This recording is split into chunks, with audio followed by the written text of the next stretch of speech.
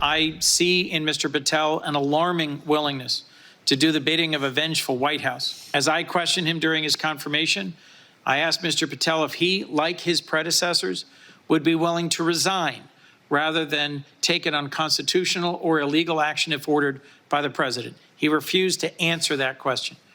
I asked him if he would resign if President Trump asked him to go after a political enemy, and he refused to answer that question. I asked him if he would resign if the president asked him to block an investigation due to political considerations, and he refused to answer. Despite concerns from Democrats over President Trump's controversial pick for FBI director, the full Senate is set to vote on Kash Patel's nomination as early as Thursday. Joining me now, the senator you just saw there, Chris Coons, Democrat from Delaware. He is a member of the Appropriations, Foreign Relations, and Judiciary Committees and joins us now from the Munich Security Conference. Senator, awfully glad to have you here. We're going to get to U.S. messaging and the meltdown in Munich in just a moment. But first, what are the biggest red flags for you about Kash Patel's nomination? And do you expect your Republican colleagues will make him the next FBI director? Alex, they should not. We should vote down Kash Patel.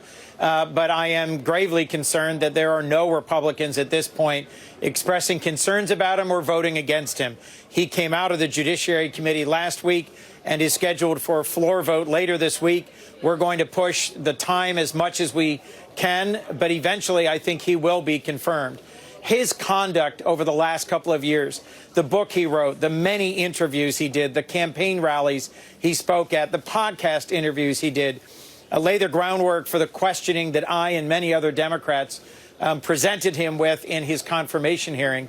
Although he tried to sound balanced and reasonable during his confirmation hearing, tried to say he was looking forwards, not backwards, wasn't interested in vengeance, he couldn't answer the key questions about political independence. We did have a period, Alex, in American history where FBI Director J. Edgar Hoover was explicitly partisan and carried out completely inappropriate wiretapping of civil rights leaders, actions against Americans in our own country to advance a political agenda. And for decades now, we have had independent FBI directors. I asked those same questions of Chris Wray, a Republican nominated by Trump, who I voted to confirm because he correctly answered that it's critical for the FBI director to be independent, to be willing to resign rather than carry out an illegal order, and to refuse to initiate an investigation if it was for partisan political purposes. Kash Patel didn't pass that test, and I will vote against him. So you believe that he will be in this position and be able to investigate and or fire anybody who conducted investigations into Donald Trump?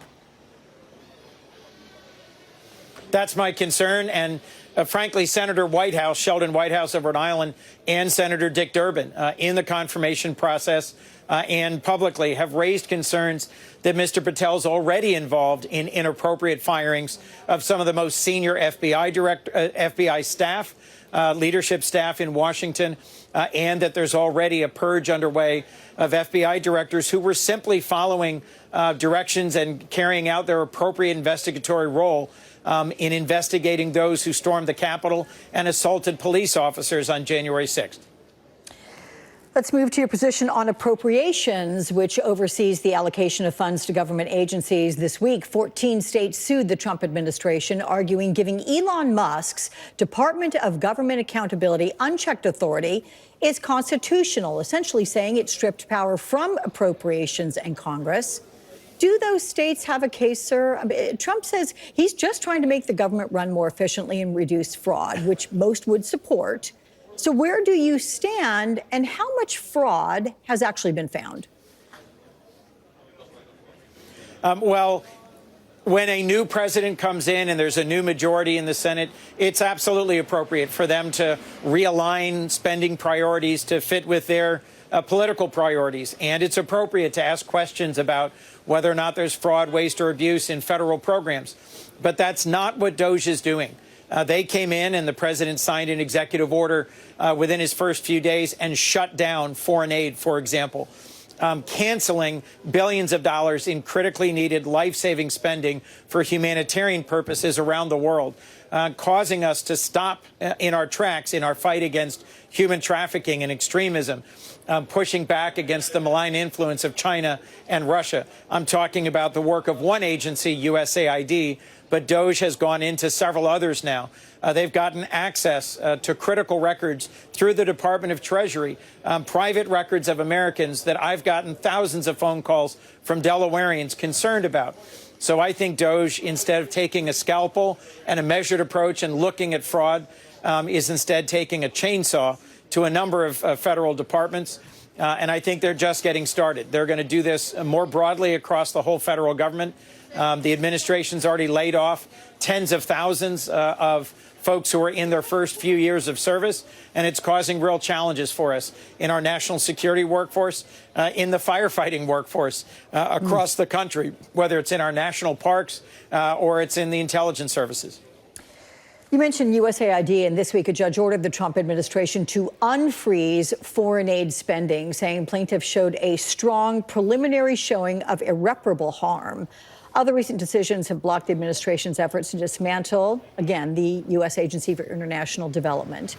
Will these decisions hold, Senator, and what are the consequences if they don't? Well, I hope they will, but frankly, what's more urgent is that the money get turned back on because there are so many different nonprofits that work in partnership with USAID around the world.